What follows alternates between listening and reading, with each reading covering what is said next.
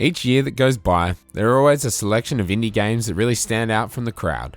Last year, we were treated to Dead Cells and the critically acclaimed Celeste, and these games made a significant impact on the indie scene that really put them front and center when it came to the end-of-year talks about the best games from the previous 12 months.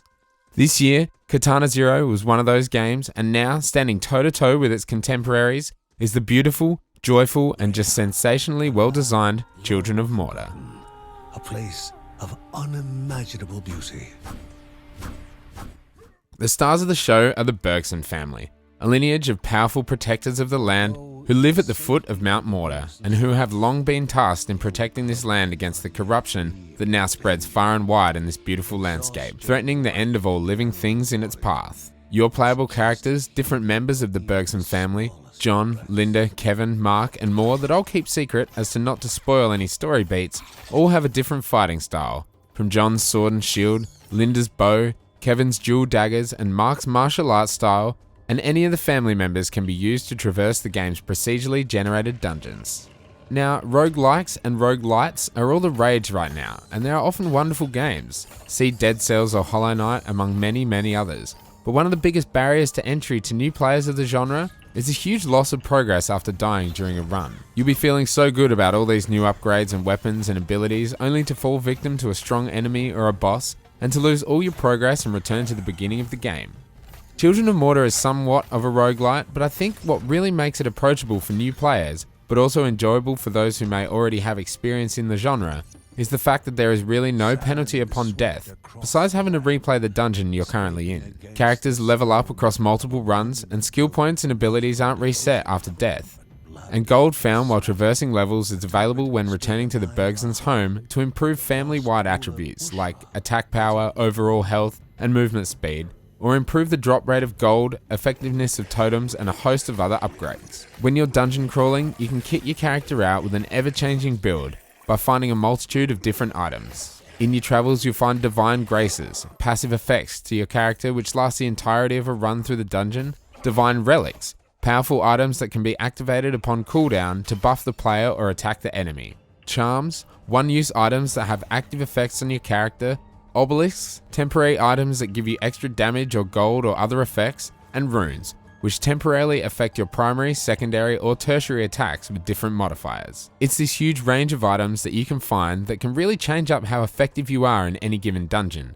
And some runs you truly feel unstoppable, especially if a number of your found items complement each other. Once you've completed your run, however, and beaten the boss or died, all these are reset, and your next dungeon crawl will be a clean slate for your character. And don't think that you can find a Bergson that you really enjoy using and never choose another character, as over time, if they'll use too much, that character will get corruption sickness and have to rest, lest you enter the next run with a significant health penalty. This mechanic pushes you out of your comfort zone and gets you to try other family members, and it means that you might find that someone you didn't initially like will become a favourite eventually.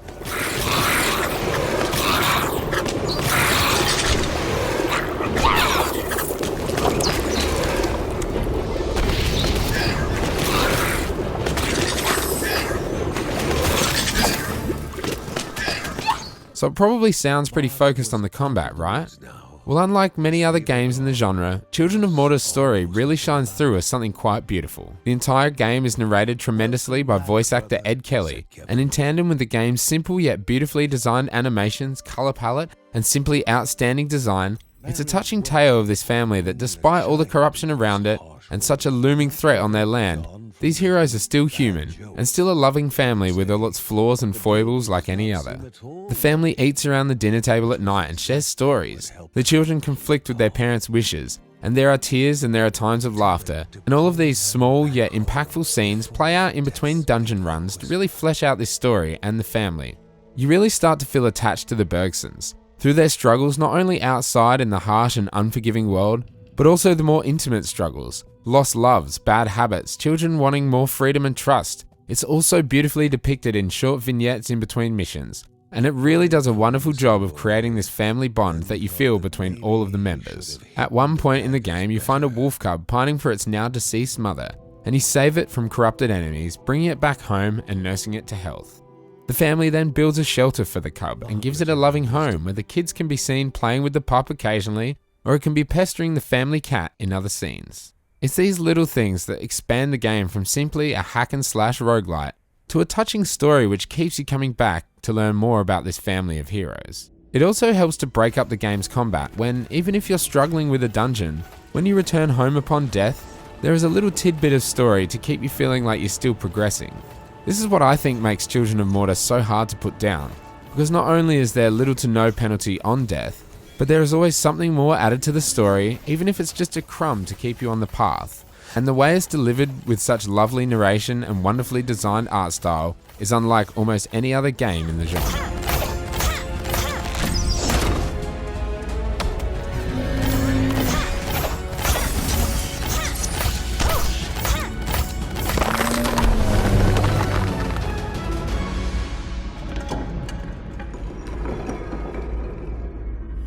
With its brilliant, unique storytelling, sensational pixel graphics, great animations, and not to mention its smooth combat, and a host of different combat styles to try, Children of Morta really hits on every single note. Not only is it an incredibly competent roguelite dungeon crawler, with a cool array of enemies to defeat, interesting boss fights, loads of secrets to find, and an array of different items to create a powerful build, it's also a wonderful tale of a typical, yet completely atypical in many ways, family, and all of their idiosyncrasies. I think I see why the designers of the game chose such normal names for the family members. Kevin, John, Linda, Margaret, Ben, etc. Because despite the fantastical setting, this is just your normal family.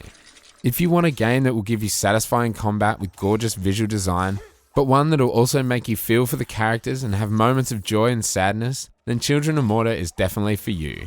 If you're hesitant to play many other roguelikes, then Children of Morta is also for you. And if you just want a beautiful game that can keep you intrigued and entertained for hours upon hours, Children of Morta is for you too. I can't recommend this game enough. It truly is one of those indie games that will be remembered for a very long time among fans and critics, and one that you just shouldn't miss.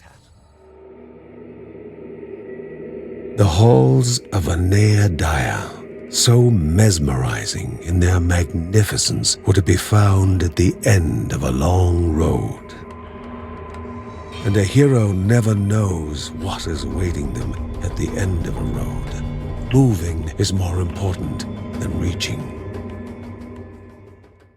Thanks for checking out this impressions video for Children of Morta. It's just a little quick video because I haven't finished it as of yet, as there's so many other games going on right now. But make sure you follow me on Twitter @Direckt Gaming to stay up to date with everything that I'm working on, and all my impressions of other games as well that I might not get into video form. You can find me on Spawn Respawn as well, where we do a podcast and video content too over there, so follow us on Twitter @SpawnRespawnPC, and check out this article as well as many others that I've been working on at 181gaming.com. Thanks for watching. Until next time, peace.